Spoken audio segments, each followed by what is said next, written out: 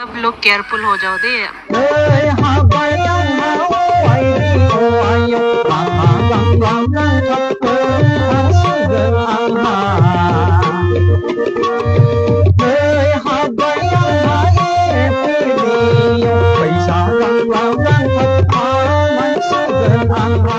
आं बे समाव मोनसे गोनांथार आपडेट लानानै फैलायबाय।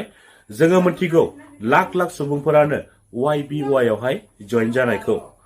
थांनाय साननैसो आगोलनिफ्रायनो लाख लाख YBY आव जइन जाग्रा सुबुंफोरा YBY निफ्राय रां उइथ्र खालामनो हायाखै होननानै जोङो थांनाय साननैसो आगोलनिफ्रायनो जोङो खोनाबोगासिनो दङ आरो मोनथिबोगासिनो दङ।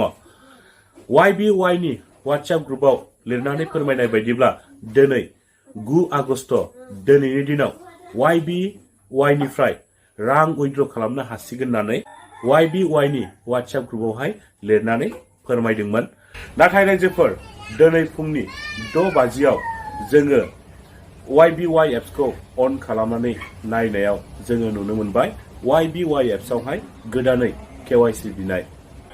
बेबायदिनो सासे सुबुङा YBY एप्सआव गोदानै KYC बिनाय बायदियै KYC खौ फिलआप खालामजोबनानै होनाय लोगो लोगोनो बै सुबुंनि बेंक एकाउन्टआव जेसेबांखिनि रां दङमोन बेंक एकाउन्टआव थानाय गासै रांखौ YBY आ दाननानै लांजोबदों होननानै YBY WhatsApp ग्रुपनि गेजेरजों सासे सुबुङा भइस रेकर्ड खालामनानै बे समाव फोरमायहरदों।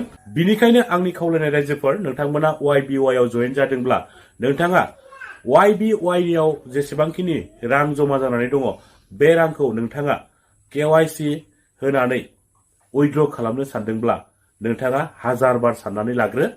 आरो जुदि नोंथाङा KYC होनानै उइथ्र खालामनो सानदोंब्ला नोंथाङा नैबे सुंद' कल रेकर्डखौ जोबजासिम खोनासंनानै ला, अब्ला नोंथांमोना गासैबो बाथ्राखौनो आबुङै मिथिनानै मोनगोन। सब लोग केयरफुल हो जाओ दे। मेरा ऑफिस में एक स्टाफ है, उनका पूरा SBI अकाउंट YBY लोग ने खाली कर दिया, बोले पर 0 अमाउंट हो गया बोला है। सब लोग केयरफुल हो जाओ दे। मेरा ऑफिस में एक स्टाफ है, उनका पूरा SBI अकाउंट YBY लोग ने खाली कर दिया, बोले पर 0 अमाउंट हो गया बोला है। नोंथांमोना कल रेकर्डखौ खोनासंनानै मोनथिखाबाय कल रेकर्डआवहाय मा फोरमायदों।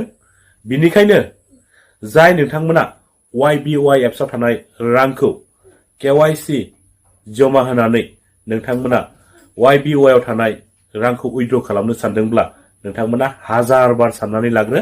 आरो भुलावबो गोरोन्थियावबो मालाबाबो नोंथांमोना YBY आव जि KYC बिदों बे KYC खौ नोंथांमोना फिलआप दा खालाम, नङाब्ला नोंथाङाबो बेफोरबायदि खैफोदाव गोलैगोन। बेफोरबायदि ट्रेडिं एप्सआ गोबां फैबाय आरो गोबां थांबाय, गोबां लस जाबाय, गोबां खहा जाबाय। जायफ्रा गिबियाव जइन जादों बिथांमोना लाब जादों। जों गामियारियाव रायजो जानाय जाम्बा जाम्बि रायजो राजाफोरा दाउ अमा मोसौ बोरमा फाननानै जइन जादों, जायफोरा बिसोरबायदिया दिनै बेसेबां खहायाव गोलैनानै दङ। बिनिखायनो आंनि खावलायनाय रायजोफोर, बेफोरबायदि ट्रेडिं एप्स फैयोब्ला नोंथांमोना मालाबाबो जइन दाजा। नोंथांमोना गोरलैयै रां खामायनाय एबा गोरलैयै रां मोननायखौ नोंथांमोना मालाबाबो दालुबै। बिनिखायनो रायजोफोर, ओरैनो मोननाय रांखौ मालाबाबो दालुबै।